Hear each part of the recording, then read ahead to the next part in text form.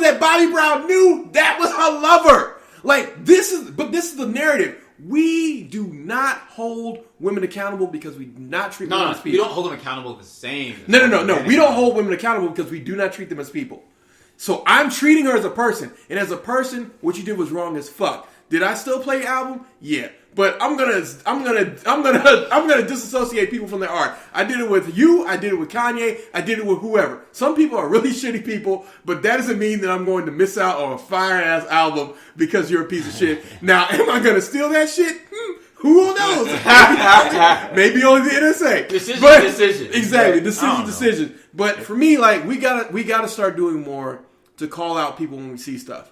So whether it's kids fighting, stop that shit. Because if you grow up fighting your brothers and sisters, you're gonna eventually steal from your brothers and sisters. You're gonna end up growing up and killing your brothers and sisters. Mm-hmm. We gotta encourage black love. We gotta encourage people being like, yo, man, we out in Vegas, dog. We about to do it big, dog. Nah, nigga, you married. Sit the fuck down in the corner.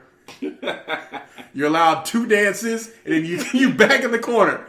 Don't put your hand below. It's like, you remember middle school. Keep your hands up here. So I got a question though. And I don't want to extend this thing way further than it needs to be though. But it's back to we were talking about double standards. I mean, we don't like double standards here, right?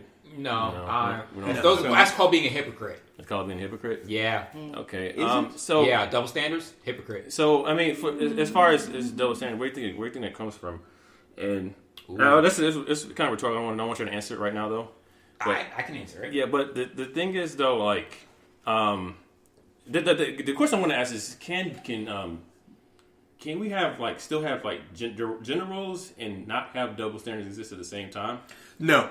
So that's a great question. That is a great question. That's a great question. But the answer is, unfortunately, no. Because as long as we allow gender roles to play out as society as a whole, then there are always going to be double standards. Yeah. Because if you're saying that the man's job is to hunt, and I mean, I tell this to niggas all the time, like, you can't date if you don't have money. There's no romance without finance. Mm-hmm. So if you ain't got the stacks to date, then you don't need to do this. You ain't getting the cash.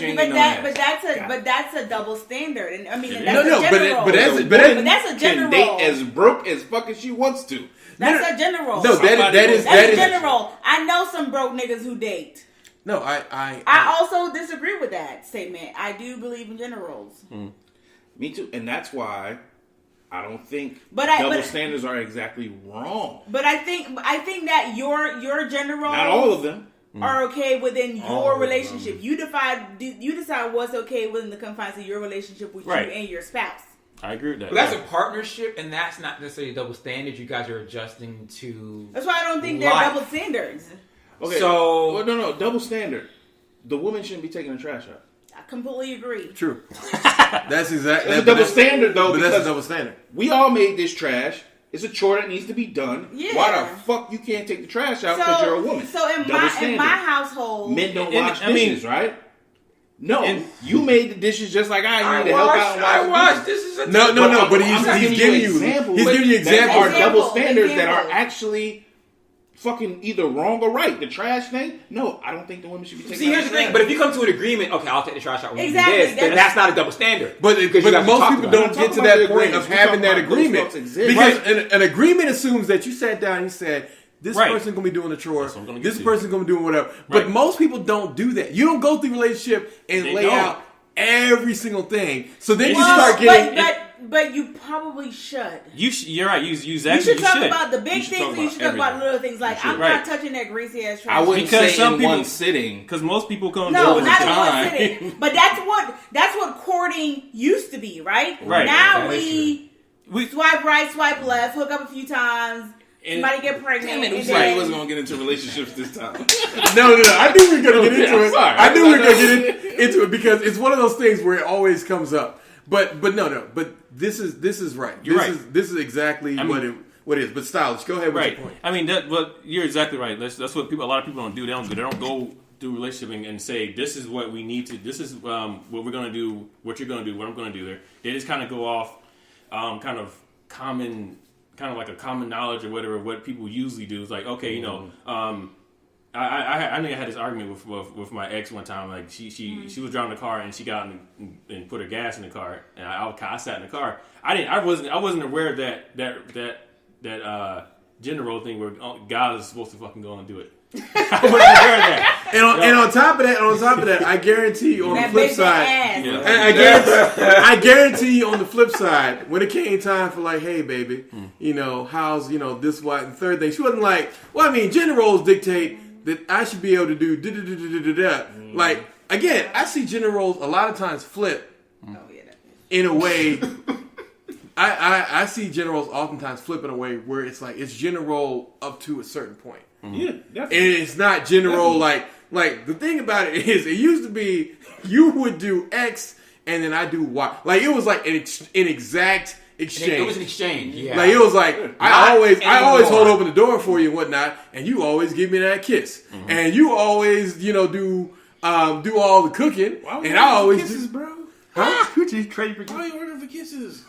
But that used to be the thing is that Mama would always. That's an example, okay? It's generalization. But that used to be a thing. But that used to be a thing. I've seen grandparents, even they were pissed off at each other, give each other a kiss because that was what you fucking did. It didn't matter what you felt. You didn't have no feelings There was a involved. reason for it, There was a reason actually. Well, for no. That's relationship talk right now. But yeah. We're talking about those double standards. Yeah. Are we going to excuse the double standards and excuse Jay-Z for being completely carried by Beyonce through this whole fucking album? that's exactly where I knew you were taking it. I knew that's where you were taking it. Let's be real. No, but I told that to a Jay-Z stan, and he was like, "Yeah, but Jay-Z's got so many streams." And I'm like, "But we not get up there to watch Jay-Z shake his ass. We are not getting up there to watch Jay-Z. No, we ain't getting up there to see that shit."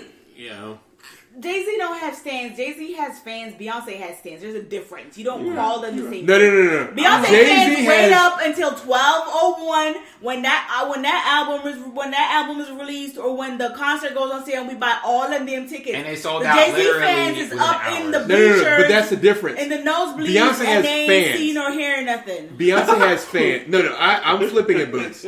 I want to flip this. Beyonce has fans, people who live and die for her shit, like the hardest of sports teams.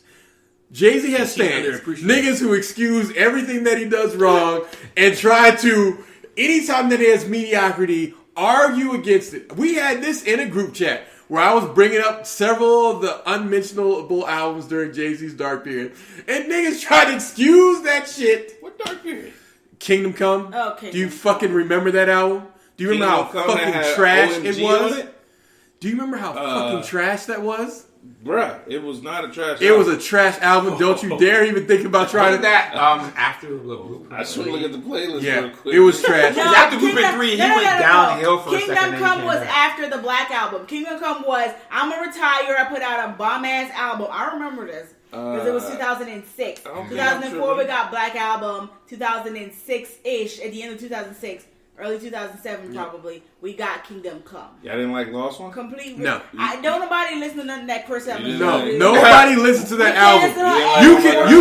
You can excuse part of American Gangster, but you cannot excuse the dark period. That was movie tie-in. That was more of a soundtrack. It wasn't like a full. Kendrick showed you how you do soundtracks. It wasn't terrible. And then he put, Kendrick showed you how to do soundtrack. It was a terrible dark period. Don't try to excuse it. The thing about it is, if he's truly someone you look up to, then just like how you can look up to Nas, you have to be able to look at him objectively and say, Jay-Z. I do. And that album, I'm putting on the same level as the one I just dropped for Nas.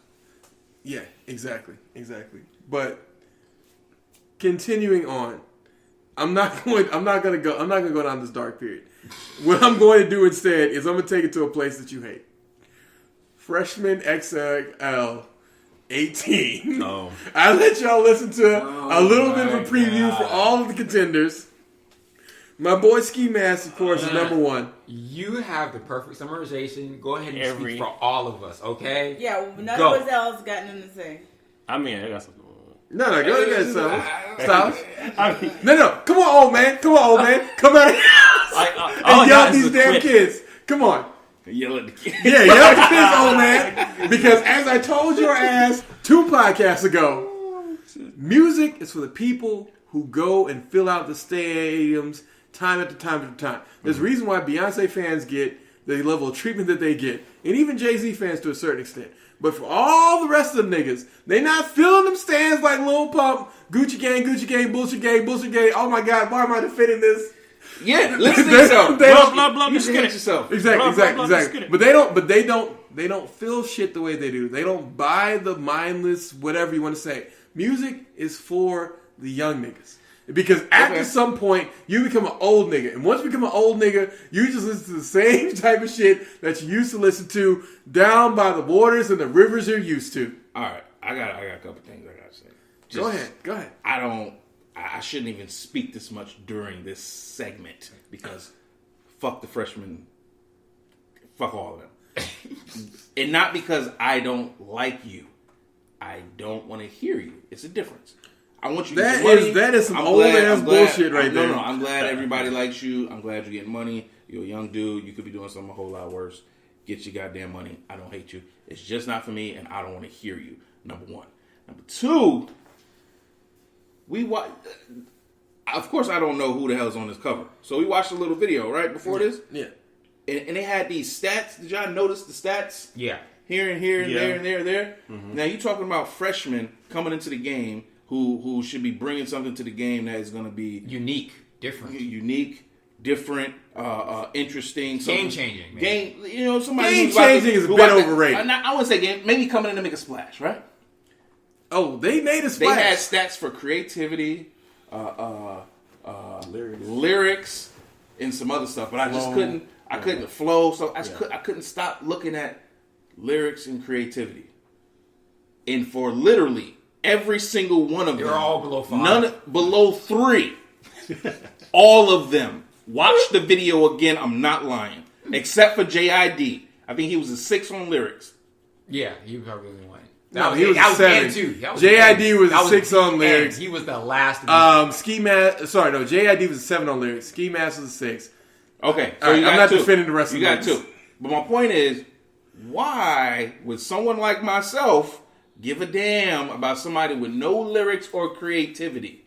I just got on Nas for coming out with subpar lyrics and no creativity on his latest album. Now you said subpar lyrics. Don't try to add an additional shit now. Well, I mean, we ain't had time to get into it, but that was a part of it too. I did say that because I was looking for a one mic, a fucking God damn it.